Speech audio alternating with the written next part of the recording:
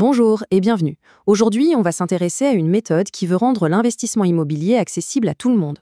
On va décortiquer ensemble comment ça fonctionne pour se constituer un revenu passif, brique par brique. Qui n'a jamais rêvé de ça, hein? Toucher des loyers tous les mois, mais sans les galères d'acheter et de gérer un immeuble entier. C'est un peu le point de départ de toute cette idée. Parce qu'il faut être réaliste. L'immobilier classique, c'est souvent un parcours du combattant. Il faut un capital de départ énorme, la gestion peut vite devenir un casse-tête, sans parler de la montagne de paperasse. Bref, de quoi en décourager plus d'un. Alors, comment on fait pour contourner ces barrières? Eh bien, c'est là qu'une nouvelle idée entre en jeu. L'investissement fractionné. Voyons un peu comment ce concept est en train de changer les règles.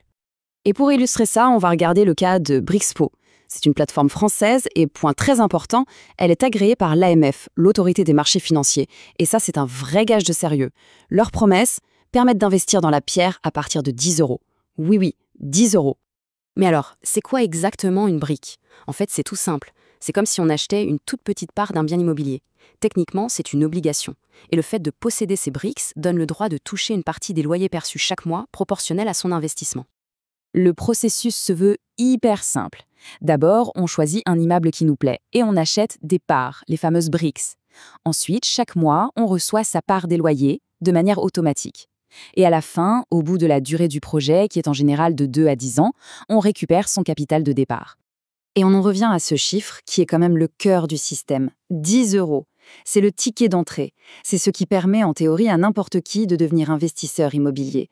Ça change vraiment la donne en termes d'accessibilité. Bon, la théorie, c'est bien beau, mais en pratique, ça donne quoi? Prenons un exemple concret. On va suivre le parcours d'un investissement de 1000 euros pour voir comment ça se passe. Allez, on se pose et on fait le calcul. Imaginons qu'on place ces 1000 euros sur un bien qui propose un rendement annuel brut de 10%. C'est une base de calcul assez simple et plutôt réaliste pour notre exemple. Alors, avec ces chiffres, combien ça rapporte par mois? Eh bien, le revenu brut mensuel, c'est 8,33 euros. Le calcul est simple, 10% de 1000 euros, ça fait 100 euros par an, on divise par 12 et voilà. Bien sûr, il faut parler impôts.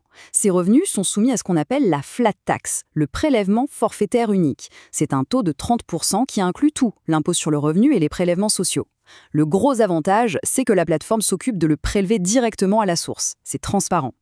Donc, pour faire simple, sur ce qu'on gagne, il y a 70% qui arrivent dans la poche, c'est le revenu net. Et les 30% qui restent, eh bien, ils partent directement aux impôts. La répartition est claire.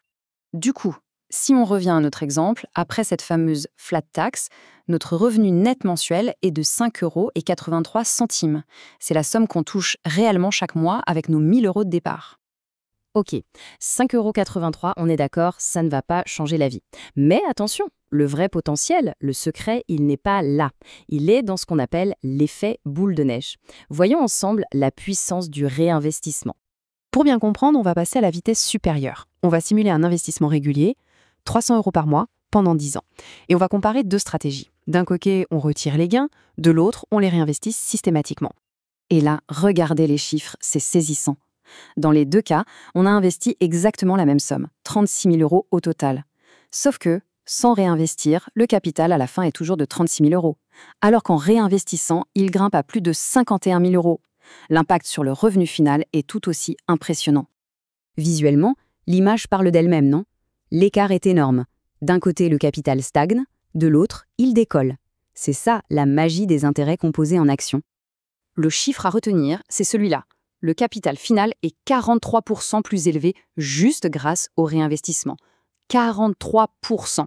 C'est une différence colossale qui vient uniquement de cette décision de réinjecter les petits gains pour qu'ils travaillent à leur tour. Et l'effet boule de neige ne s'arrête pas au capital. Il transforme aussi le revenu passif mensuel. On passe de 193 euros net par mois à 274 euros. C'est plus de 80 euros de plus chaque mois pour toujours. Alors attention, tout ça, c'est le côté pile. Mais pour être complet, il faut aussi regarder le côté face. Comme pour n'importe quel investissement, il y a des risques et il est essentiel de bien les avoir en tête avant de se lancer. On peut en identifier 3 principaux. D'abord, le risque de défaut. Les loyers ne sont pas garantis à 100%, il peut y avoir des retards ou des baisses. Ensuite, le risque d'illiquidité. Ce n'est pas un livret A, on ne peut pas forcément revendre ses parts du jour au lendemain. Et enfin, le risque de marché. La valeur de l'immobilier, ça monte, mais ça peut aussi baisser. Bon, alors au final, qu'est-ce qu'on doit retenir de tout ça?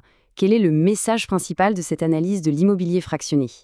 Le point essentiel, c'est que ce modèle ouvre vraiment une porte d'entrée vers l'investissement immobilier et les revenus passifs. Et surtout, il cache un moteur de croissance très puissant, cette fameuse stratégie de réinvestissement des gains. Et ça nous amène à une question plus large, qui dépasse même ce sujet.